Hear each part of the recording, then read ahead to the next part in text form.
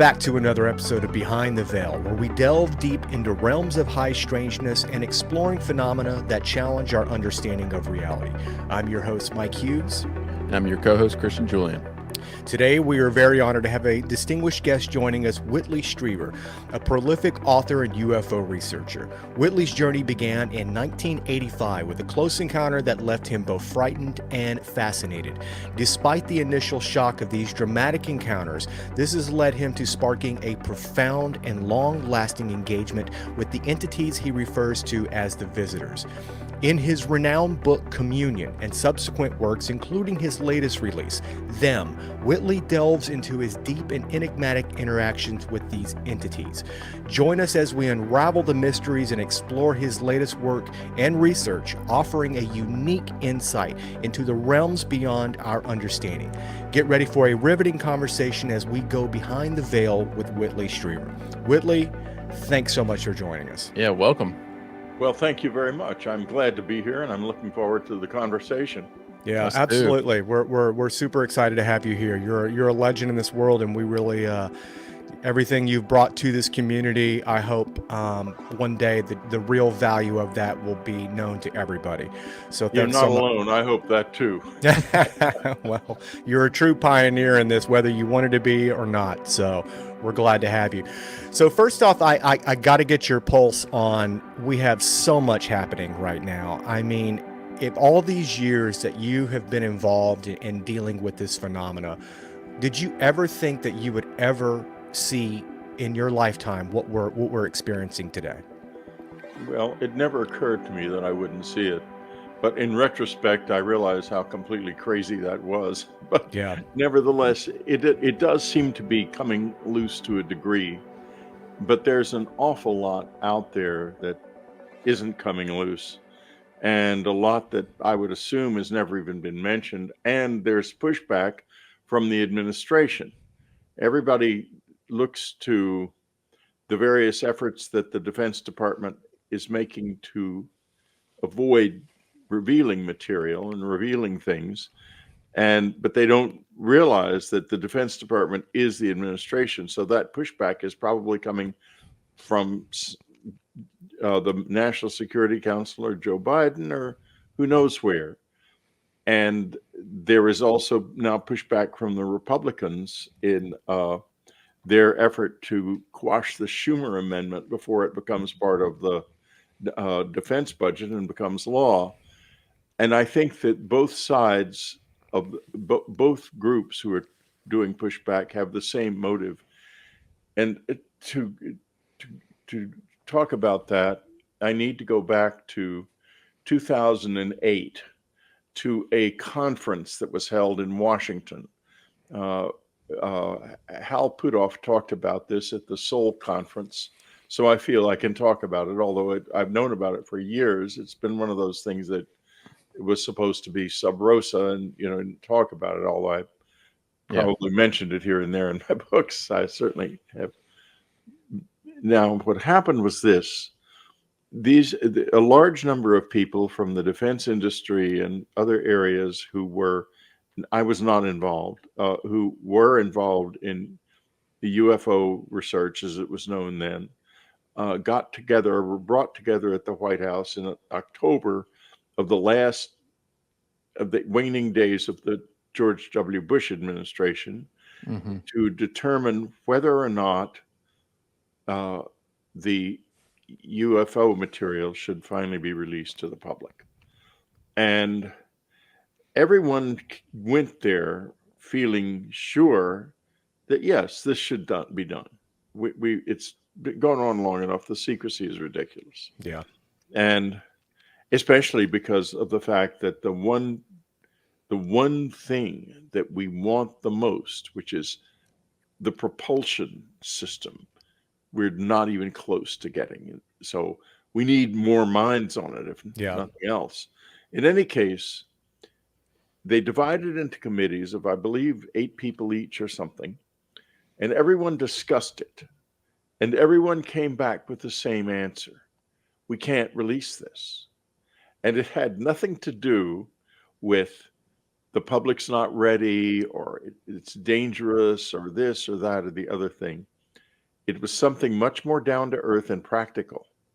It was that essentially, now this was not exactly how it was explained, but essentially federal procurement regulations have been massively violated for years and years. Hmm. And also, a great deal of favoritism has been shown in leaking processes and discoveries to the corporate world, Yeah. some of which and many of which have been used to vastly enrich companies ranging as far afield as medical science and, of course, into the defense industry itself. And they realized that the revelation of this would cause a massive eruption of lawsuits, Yeah. that, to the point where it was liable to lead to a kind of anarchy. And that is still the unspoken primary concern. And that's why the administration and the Republicans on the committee, defense committee, are pushing back against this further step that Senator Schumer wishes to take. Yeah. And I've always said that I don't necessarily think that the the cover up itself was even the shocking factor of the extraterrestrials itself, but the tidal wave that you can't you can't acknowledge the phenomena without acknowledging the sins of what's been going on in the past. And I Well, think that, exactly. and that's the biggest problem, it seems, is that, the real main shocker is going to be shed light on the cataclysmic tidal wave of lies, secrecy, and I think, and inevitably, it's going to even it's going to put our own democracy into the spotlight, and really kind of expose the fact that, is there another power structure that's really pulling the strings behind the scene? Do we actually live in a democracy? Because if our own president, if our own Congress people and people that we've put into a elected office can't have access to this type of technology or know about it, then who does know about it, and where is that power structure, and who is that power structure? Well, I've never heard anyone suggest that bureaucracies had much of anything to do with democracy. Yeah, The democracy is on the surface. That's where we can yell at each other about issues that don't actually matter very much. right. Uh, Underneath the surface is a bureaucracy that's big, powerful, and devoted to protecting primarily itself. Yeah, There's nothing democratic about it. no, And in fact, if you get into the way these bureaucracies work, they are in no way democratic. In fact, the bureaucracy of the corporate world and the bureaucracy yeah, of the government are not democratic in any way. And it is their actions that we are being most profoundly affected Yeah. by. Because let me tell you this, the hiding of this material has profoundly, deeply distorted our culture, especially I agree. in the West and especially in places like Western Europe, the UK, and the United States, Canada, and Australia, where a culture of denial has stifled any kind of research at all into this area by anyone who is outside of the context of the secret government. And by research, I'm not talking about UFO research. A bunch of us dogged people. I mean, if you look at the personalities of people like John Greenwald and or Jacques Vallée or Gary Nolan or just any of them, or for that matter, Stanton Friedman, God bless his soul. Yeah, What you see, or me, I mean, dogged people, people who are incredibly stubborn and don't stop. But what you do not see are credentialed professionals using their professional tools to enact research at a level of finish that we cannot afford. And that is to say, there's no grant money for this. And Right. I think that any granting organization that has any reliance on the government, whether it's for funding or any other reliance, like some of them, like the Ford Foundation, are intimately connected without being officially connected with the government in the sense that they work together in many areas. If the government says no, and the National Science Foundation, as it presently does have, has a policy against granting in this area, it's not going to happen. Therefore, the high level of finish that's possible doesn't happen. We could have solved the mystery of the abductions long ago. Long ago, it's a solvable mystery. It may be solved by another question, but it's still solvable. And the money involved, it'd take millions of dollars to do the research necessary, and that is not forthcoming. Yeah. So this is an area where it's absolutely starved for research dollars. Yeah. Now, do you think that it initially started off in like the government just wanted to like keep a secret, and then it kind of snowballed when they realized the technology they had, and it's kind of become what it is today? Or do you think it initially started off they just saw a financial gain to be had, and they wanted to keep that to themselves? No, not at all. It was the first thing. I'll tell you how it started, precisely how it started. First, it was not considered important. Franklin Delano Roosevelt knew about it. He was told about this thing that had crashed in Italy back in the 30s, Yeah. and the Germans and the Italians both studied it, Yeah. and they both came up with jet engines in an effort to find some explanation for how it had moved, because it had been seen moving around without any visible source of power. And the Germans came up with, I believe, with a Fokker jet engine, and the Italians a few months later with Cipriani. And the jet age started because we were looking at something that had no apparent means of propulsion. We're still looking, in fact. Yeah. And the jet engine had absolutely nothing to do with it. But the reason they were interested was it made a very loud whooshing noise. And they thought that it was air being moved very quickly past some kind of in some kind of a compression system. And knowing what they knew about rocket engines, they extrapolated that and thought, well, here's an engine. What if we make something that compresses air with a fan and draws air in rather than a rocket, which doesn't draw anything in? It simply ignites fuel and pushes it out. And that was how the idea for the jet engine started. Basically, it started with questions about how this thing worked. Yeah. So, but this wasn't considered enormously important. It may be that the Trinity incident that Jacques Vallée and Paola Harris have talked about, which has been debunked, but in this day and age, what does that mean? I mean, it means that someone doesn't think that they're right. Right. But the debunking is no more credible than the story itself. I mean, the basics. It's just opinion. Yeah, well, the basis of the debunking is that someone who knew one of the men said he was a liar. That he liked to tell lies.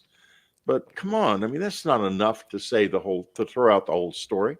It quite possibly happened. In any case, neither of those things rose very far because they didn't have any significant defense-related implications. Hmm. The jet engine did, and that was certainly, but it was the jet engine, not this little object that ended up here in the United States and probably was lost. Yeah. Hmm. Uh, but then what happened? I can give you a precise story here. I Please. know it from my own uncle and from General Arthur Exon, who were there. They were at the Air Materiel Command when the debris and the bodies were brought in Oh, from wow. Roswell. And here is what I was told. Initially, it was thought that this was a Russian craft of some kind, a powered balloon, and that it had been piloted by children Hmm. because it was not, they couldn't send something that far with adults. They're too heavy. Yeah. So the reason it was believed that this was sent was the 509th bomb wing. The 509th had the only capability of delivering atomic weapons anywhere in the world. Stalin did not yet have them. Stalin had 4.5 million soldiers, beautifully equipped, largely by the United States, sitting on what is now called the Iron Curtain, that border between Eastern and Western Europe, ready to sweep across to the English Channel, which our Allied military analysts felt could take place. Probably it would take them just a few weeks, maybe 6 weeks at most, to do that. And they probably would have been able to cross and conquer England as well. The West was in the process of demobilizing. We were breaking down our defenses. We had no real way of opposing them. Only one thing. That was the 509th, because Stalin was very worried that the 509th would basically blast the hell out of Russia with nuclear weapons. Now, so when this unknown object crashes 30 miles from the 509th, it creates an eruption. Initially, of course, the local guys were excited because they thought they had a flying saucer, which they did. And that's what they said. But as soon as the Pentagon heard that something had crashed that near, that unknown had crashed that near, that particularly the most sensitive, arguably the most sensitive military base in the Western world, they put on the brakes.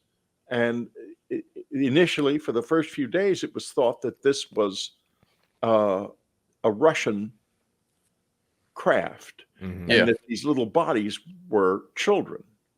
And the fear was, because the 509th wasn't by any means ready to go. It wasn't fully armed. We didn't have but a few bombs, and I don't think any of the planes had actual bombs on them.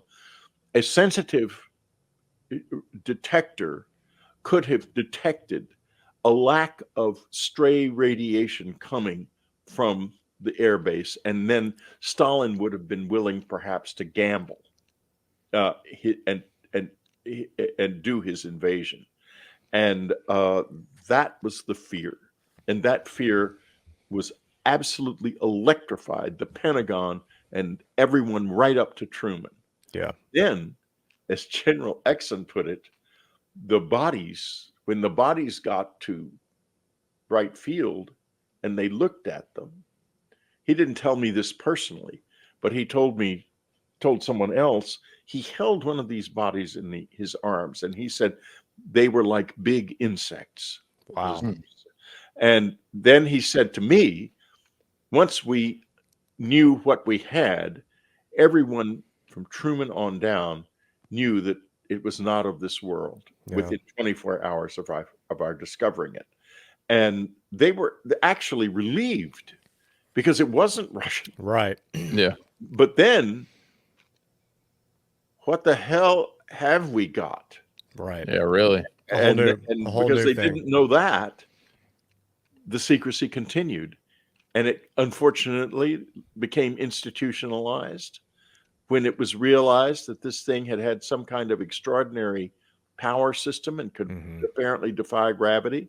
Began to try to figure out what it was, and we've, as I understand it, we've got a pretty good handle on the gravity aspect of it, and that should certainly be released to the public. Absolutely. But we don't have any idea how the propulsion system works at all.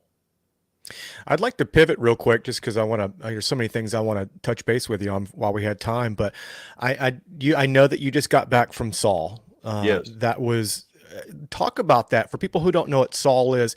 What is Saul and how that was an invite only? So congratulations on that. I definitely Oh think it no, you was. could easily get an invitation. Oh, All you had to do was ask. okay. It was full of experiences and close encounter witnesses. We were not denied entry.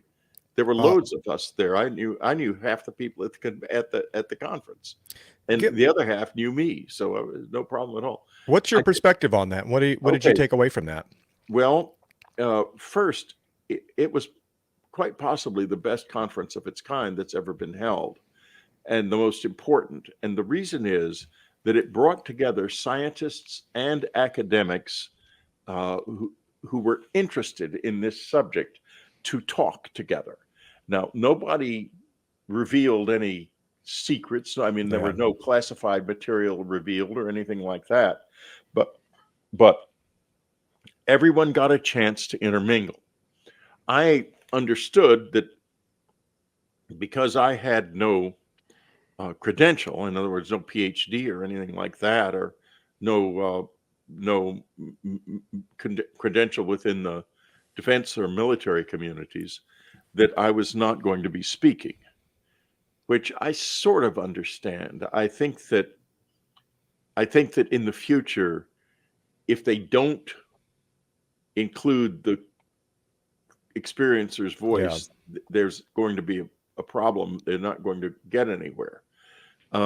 But I decided that instead, since I couldn't speak, that I would ask two questions. And I would, but before I get to those questions, what I would like to do is to talk a little bit about some of the speeches and the speakers. Absolutely. How Pudov spoke, and I already have given you an idea of some of the things he said, and Hmm. that's not classified material. It's just been kind of held Right. secret. So uh, the uh,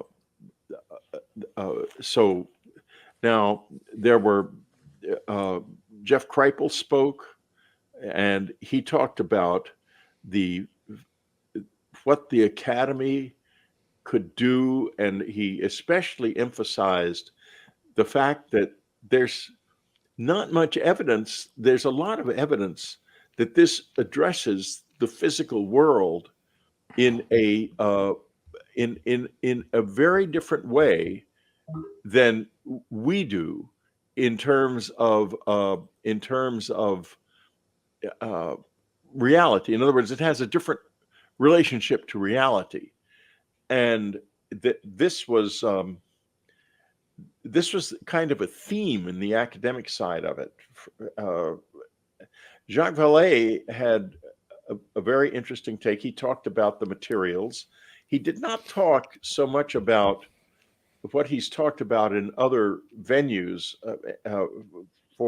about the strange isotopic ratios of some of the materials that he studied and so forth. And I think the reason goes back to the Schumer Amendment, Hmm. which has got there is a real there's a there's a an eminent domain article in the Right. amendment Right. that gives the government the right to expropriate any biological materials Hmm. and Technology. technology. And Jacques has got technology. There's no question about that. He's Right. got a significant amount of it, And he's and worried that would about all that being taken. of course. And I think it's horrific. I think it's terrifying Yeah. because I had some of this material myself years ago, and I was being we were working on it at Southwest Research in San Antonio, and unfortunately for me, the the uh, the the materials scientist, the head of the Department of Materials Science at Southwest Research, Bill Mallow, told some friends of his in the Department of the Navy that we were finding some unusual things about these materials. And they showed up, and they they were very sweet. We went to lunch on the river in San Antonio and had a wonderful time. And I gave them my materials, never to see them again. Mm. I didn't, and Who did you get these materials to? the United States Navy, some naval Okay. officers from a laboratory in Croton. And these materials, how did you acquire these materials? They were part of Art's parts, and they're real. I'll give you an example of, if you kept these little pieces of, they were little pieces of metal. Jacques, I think some of what Jacques has is the same material. Mm-hmm. And so if you left them in an envelope, the envelope would slowly begin to scorch. Now, I'm sorry, when I saw that, I knew they were real because we don't happen to have anything that does. Right. So I never got a chance to study them, though, because they were basically given up to the Navy and disappeared. So I think that everything what that is an attempt to scrape anything that's in the public, in the possession of the public. Yeah. Scrape it up and keep it and make it disappear. I do not trust this whole process in any way at all. Which I can't blame you. I mean, no, yeah, I don't trust it, and I don't think anybody should trust it. No. Don't you think that this, at least with this Saul Conference, I mean, this is it's very, I mean, it's pretty incredible because it's proof that academia and legitimate scientists are starting to take this serious, along with government basically deciding to take. It's a big deal. And it's a big deal, and it's also inevitably increasing the pressure on the Defense Department. Yeah. Because now suddenly, instead of a bunch of yahoos and nuts that can be dismissed, right, these are serious people with very serious credentials saying, "Hey, wait a minute, what's going on here?" Yeah, and that Gary Nolan is a wonderful guy, and he's quite a disruptor. Mm-hmm. He's a genius of the first order. God bless him. God bless him, and God bless him, and a disruptor. But when I realized that I wasn't going to be a speaker, I wasn't surprised, and I'm not angry about it, because I don't see how they could have included me and also gotten some of the people that they got. There's limited time, so many people. No, it's not limited time and so many people at all. It's that some of them would have felt very uneasy about being in a program where I was attending, because they're just beginning to get into this. Yeah. And they are nervous about how their colleagues in the defense industry and the government will react to their desire to speak publicly. Yeah. Now, I hasten to add, nobody revealed any classified information at the conference. Shocking. Well, they were, and I understand. So that's why. Yeah. So I decided, well, since I am going to be, if anyone is honest, the voice of the close encounter community, I should bring questions. And I brought two questions, which I think are the critical questions. On the first day, which the conference divided into 2 days. The first day was science and the military, or they were in the government, not specifically the military, although there were some military people. And the second day was the academic community. And on the first day, I asked when science would apply its available tools, such as fMRI, to study the close encounter witnesses. There are a lot of scientific tools that could be applied to these witnesses. Remarking also that we have not as yet even established that there is a connection between close encounter and the UAPs. And if you think about that's a surprising thing. I could hear a sort of shock sound go through the audience when I said that. But it's true. We don't have a single piece of video or anything that connects the two except testimony. Yeah. So how valuable is that testimony? We Yeah. don't know, but we can find out. The reason we can find out is this. This is one of them. It has to do with the fMRI. The human brain assembles information that it acquired from its senses differently, or stores information, memories that it acquired from sensory input differently from the way it stores things like dreams and imaginary or fantasies. And so if you ask questions carefully enough of somebody who has already given you a as detailed a possible description of their experience as they can, if you ask them very carefully the questions, you can probably, and this has never been done before, so it might not work, you can probably get at least an idea of what parts of their experience their brains perceived as coming in through their senses, and what parts of their experience their brains have assembled internally in order to explain those perceptions.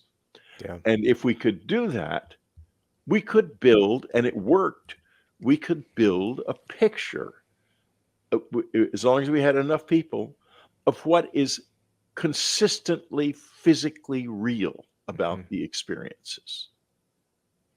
And that could be done. It's not impossible. Right. Yeah. And it's just one of many things. I mean, we need psychological testing.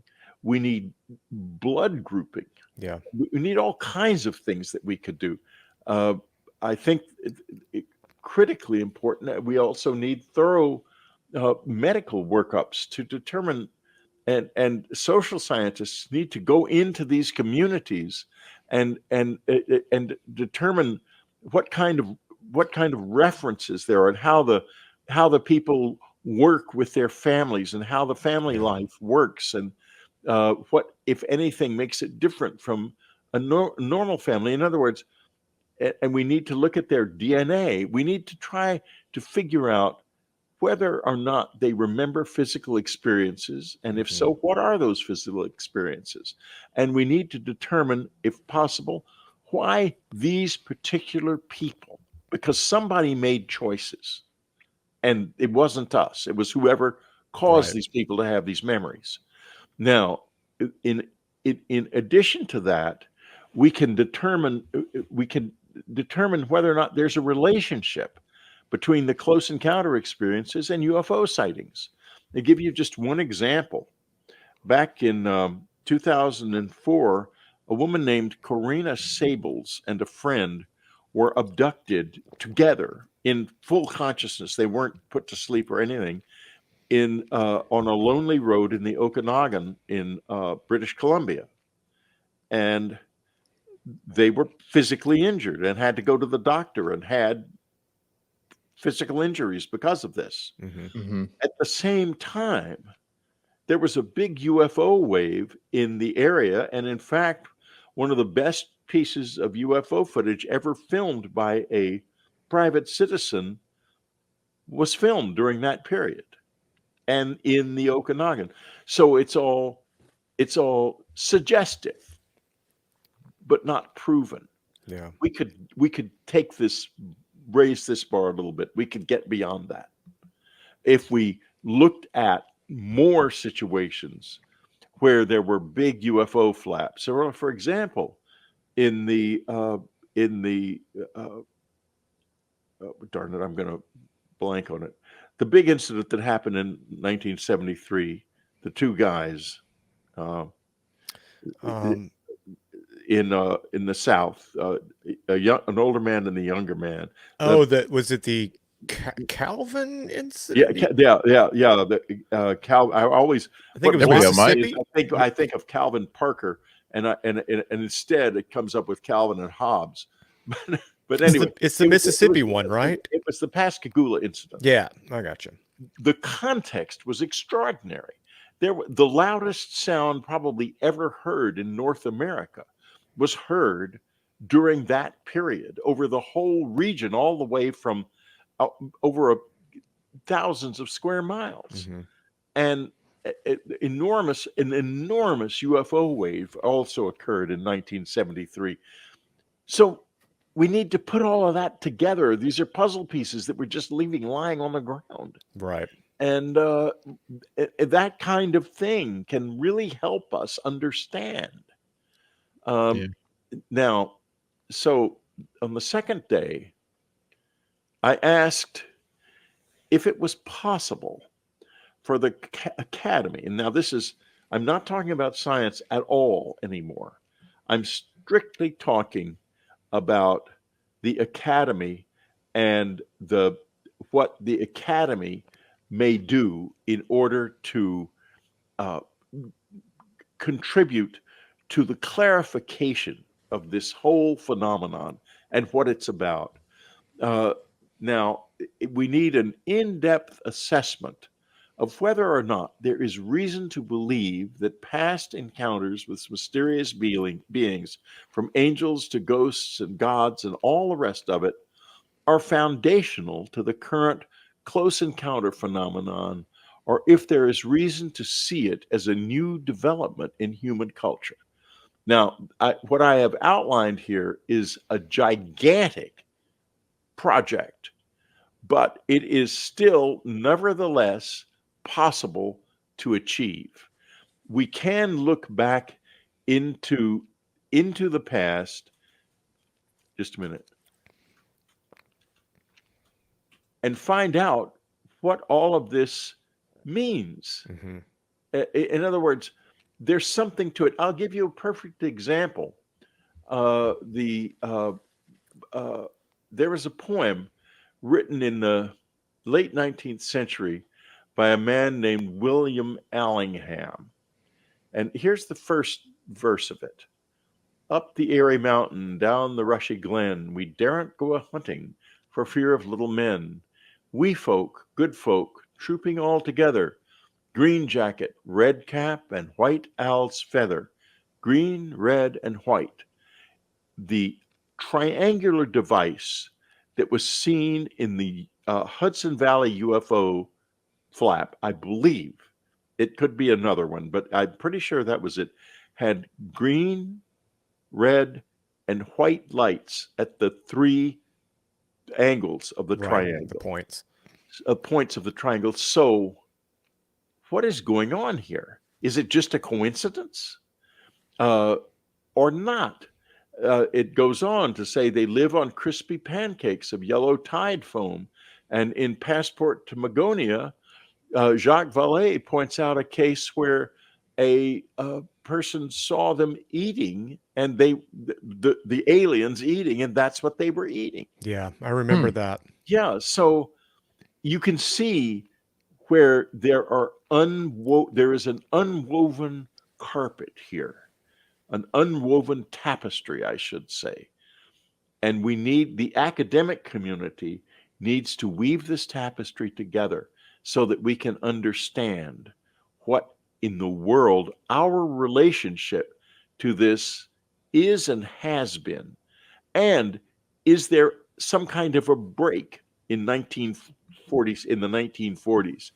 Is what is here now actually a reflection or a more intense version of what's been here for ages? Or is it something else? Is Yeah. something else here? And if so, then why does it seem to be related to our past? Because I know these visitors and they're really smart. If they want to appear to be part of our culture, they might do something like extremely subtle appearances like that that would be designed for us to discover Yeah. so that we can decide, oh my God, look at this little subtle thing like what I've just been Yeah. discussing. It's like an Yeah. awe moment or a, Yeah, we have an ah moment and we assume we've solved it, but Mhm. they've actually created the ah moment in order to hide behind yet another level of deception. Yeah. Well, I mean, from your own personal experience, well, one, I'm sorry you didn't get to speak there. I'm sure you'd have had a lot of insight to tell, but like from your personal experiences, like what do you think the game is, or what do you think the purpose behind all this is? Well, first of all, with regard to my speaking there, I was absolutely delighted not to speak because I had a great deal of fun. I talked to everybody. I had a wonderful time. Well, that's Uh, good. People took pictures with me. I met people, and it was just wonderful. And I have no, I've got no ego in the game. Yeah. Yeah. And Yeah. if you had ego in the game, somebody like me who gets beaten up so much, I'd have a real problem, believe me. Yeah. But Yeah. so that doesn't. I don't have a credential, and it was for credentialed people. Right. You know, and also I'm sure that some of the people, especially on the military and government end of it, might have been very hesitant to appear at a conference where I was speaking. Yeah, I understand. So Yeah. I'm not in the least concerned about that. Now, the larger question, which I think I might have been trying to avoid in my desperation, is at the present time it's unanswerable. I can I don't want to even tell you what I think because I don't think anything. I don't think that, oh, well, probably it's aliens or probably it's this or this idiotic word that you always hear, interdimensionals. What the hell does that mean? Yeah. Yeah. I mean, it's like people who throw around the word quantum like it meant some kind of magic. Right. It's not magic. It's just a quanta is the smallest possible measure of something. That's all. So the fact that it acts funny is another story. Wouldn't you agree that the phenomenon tends to, I mean, as you were kind of hinting at it earlier, manipulates your perception? Like sometimes when people actually have several people who witness a UFO, they'll actually report different shapes in what they saw, even though they're looking at the exact same Same thing. thing. And you can have situations where one person sees something and someone standing right beside them doesn't. We had Exactly. that happen in our cabin, and I'll tell you the story. Please. Um, I had a circle of stones there, and they were in the place I believed, which was the place that they had originally taken me from. And we would go down there when I had groups of people at the cabin. Annie was expert in figuring out people who might see things, might have contact at the cabin. We would have these groups there. And one of the times we had a group there, we also had two dear friends, Margot Adler and John Glideman. And Margot was she wrote Drawing Down the Moon, and she was an NPR reporter, and she was also very deeply into Wicca and pagan alternate religions. And so she was interested in what was going on. John, on the contrary, John Glideman, Dr. Glideman, her husband, was a absolutely rigorous, convinced skeptic who was a dear friend. And I have plenty of friends who are skeptics. I don't reject people because they don't think Right. the way I do at all. I'm not even Yeah. interested in doing that. I'm much more interested in learning how they do think and why. So anyway, he was there as the super resident skeptic. And this is what happened. I was sitting in the center of the circle and we were doing a meditation called the sensing exercise, which, by the way, I do every day at 1 o'clock specific time with a group of people. It's free. And if you want to join, just write Whitley@Strieber.com and you can do. But there is a certain obligation involved. We do it 7 days a week, 52 weeks a year. That's the way the visitors want me to do it. They don't have vacations. So, the rule is if you can make it, you do it. You don't not do it. But, obviously we can't always make it. I mean, but that would be anyone who wants to do it should understand that there is you should expect to be able to do it every day, except on unusual circumstances. And, people come and go. It's a free country. Okay. So Dr. Glideman is in the circle, and there are a number of other people. And suddenly it's in the woods, and it's in a little clearing, so that there's open sky right above us. This unbelievably beautiful column of golden light comes down, and I'm in it, and I can see as soon as it comes down, everything in front of me becomes just preternaturally clear. It was unbelievably beautiful. And everyone is saying, "Oh my God, look at this. The light everyone was talking about it. We were all literally, do you see it? And can you?" So forth. Dr. Glideman couldn't see it. Everyone else could, but not him. And when we went back up to the house, he got a raging headache. And there was one person there, Dora Ruffner, as I recall, was her name. She's passed on, sadly, they both passed on, who spent all afternoon helping him. She was a massage therapist trying to help him with the headache. And I know why the headache was there. That was his mind fighting his senses to prevent him from facing something that would have destroyed his entire world view. Wow, that's an interesting view. Now, I go back to the summer before I had the first experience, the summer of 1985. I was having that same type of headache day after day. I got headache medicine from the doctor and then proceeded to accidentally take my wife's hormones. She was in menopause, instead of the headache medicine. And things went all completely crazy. And I called the doctor and said, "This medicine's having very weird effects on me." I bet it was. And he says, "Well, what are you taking?" And I explained it. I said, "Exactly what you gave me." He's like, He "Oh said, my "Well, I goodness." don't think so. Get the bottle and read it to me." And I realized when I grabbed the bottle, I'd been taking her hormones anyway. Uh-oh. But that's the funny story, but it's sort of irrelevant here. What was happening to me, I'm convinced, although I don't have any direct memories of this, was they were showing up again and again. And I was pushing them away until finally in October, they got tired of it. And they just blasted this huge light over the house when it was full of people, friends. And even then, I didn't see it as them. I saw it as a strange natural phenomenon. Finally, December came, and by this time, they must have been fantastically exasperated. Because remember, I knew them when I was a kid, and I had probably promised to do this. I had forgotten it. And they finally just beat me up until I realized they were real and they were there. Yeah. Wow. Your latest book is Them, and obviously you've had a continuation with the phenomenon, the visitors.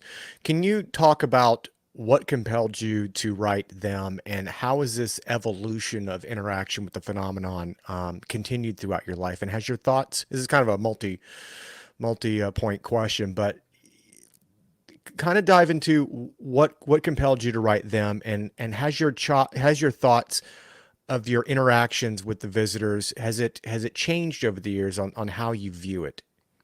Well, it's changed vastly, but Them is not about my own interactions with visitors at all. It has two parts. The first part is an analysis of 11 letters that are in the Communion Letters Archive at Rice University, Mm-hmm. and of what they actually mean. And one thing that has changed over time is I'm much more cognizant. I understand the thought processes of the visitors much better than I used to. And I can analyze these things in ways they've literally never been analyzed before. Mm-hmm. And that's these first 11 letters, the 11 letters in the first half of the book. Then in the second half of the book, I go into the military experience and I touch a little bit on the mind and the brain and the issue of uh, uh, our ability to actually see what's there. Mm-hmm. And that's a huge problem. And it's also illustrated, especially in one of the letters, where the visitors methodically chose a person in a family with multiple witness over a period of days and chose that one individual to to to gradually integrate her experience in such a way that she wouldn't forget. And it's complex and it's all in the book. And so they understand this. They understand that we forget. And we forget because when we start out, the human being is literally a tabula rasa. There may be vestigial memories from past lives that, if they happen to correspond in ways with things that happen to us in this life, they may eventually be remembered. But basically, the baby doesn't know a thing about his surroundings, and he gradually puts it all together until by the age of 3, the baby sees a window and knows it's a window, and sees grass and knows it's grass. And this keeps building and building. When you're an adult and suddenly something comes into your life experience that the brain can't pull any comparatives from anywhere, Mm-hmm. the memory immediately becomes unstable. It changes, it twists around, the brain attempts to make sense of it by Yeah, that's making interesting. comparatives that aren't appropriate. And the next thing you know, you've got all kinds of crazy stories, which is what we're dealing with. That's why we need that fMRI study and things like it so much. So are you kind of under the impression that these beings are kind of around us at all times, and our sense, like our inability to use our senses, that's kind of preventing us from seeing them? Or is it like our mindset that's more at play? I don't know, honestly. It must be part of both. Yeah. Uh, I don't know how prevalent this is. I don't know whether it's something that happens to some people and not others, or part of life that some notice and some don't. But anyway, to finish up on them, the second part of the book is about the military experience and the brain. Mm-hmm. The military experience has been really very interesting. It has basically uh, the military should have a scientific group was brought in right after the Roswell incident, but it wasn't the right group. There should have been uh, religious studies, and I don't mean people who are religious. I mean people who study religion Right. objectively, uh, professors Like and Diana Pasulka. like Diana Pasulka or Jeff Yeah. Kripal, precisely. People like that, and anthropologists should have been brought in. Social scientists should have been brought in. But it was basically scientists who were trying to figure out things like the propulsion system and the gravity that they're trying to figure out how the things that the military could use might work. And that wasn't sufficient, unfortunately. In any case, we ended up in a number of shootouts with them, and I think we do still have shootouts with them. I don't think it's over yet by any means. The reason the Air Force doesn't want to talk about it, there are two reasons. You notice the Navy's talked about it a little bit, not the Air Force. Yeah, Air Force has been completely AWOL. Right. Two reasons. One is the abductions. They happened. They can't deny it because there's simply too many voices raised, and they couldn't do anything about it, or didn't. Yeah. What the locomotion was, we don't know.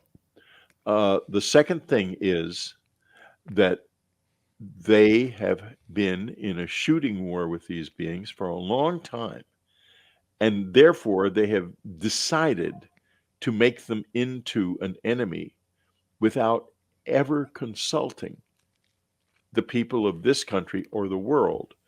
They made a decision they had no right to make. Do you think the shooting war is because it's not necessarily that they're a threat, but maybe it's just because they're wanting to get their hands on the technology, the craft? I mean, I think it's part of both. I think that's part of it. I think that they have been felt threatened, and they have been threatened. And there's also, as I point out in them, a tradition in the Air Materiel Command, where this is all centered in the Air Force, of very religious people. General Twining was converted to Catholicism by, of all people, the Saint Padre, the levitating Saint Padre Pio, when he was in the 15th Air Force, commanded the 15th Air Force in Italy in 1944-45. And so the result was in 1947, when he was dealing with this, he must have been talking to his confessors about it. No one knew anything about aliens at the time, but they did know about demons, and I'm sure that that's where he got the idea that he was dealing with demons. Yeah. And I think that as I point out in the book, the Air Force officers are very circumspect about revealing their religious beliefs, but one or two of them who've commanded Air Materiel subsequently have public religious. They're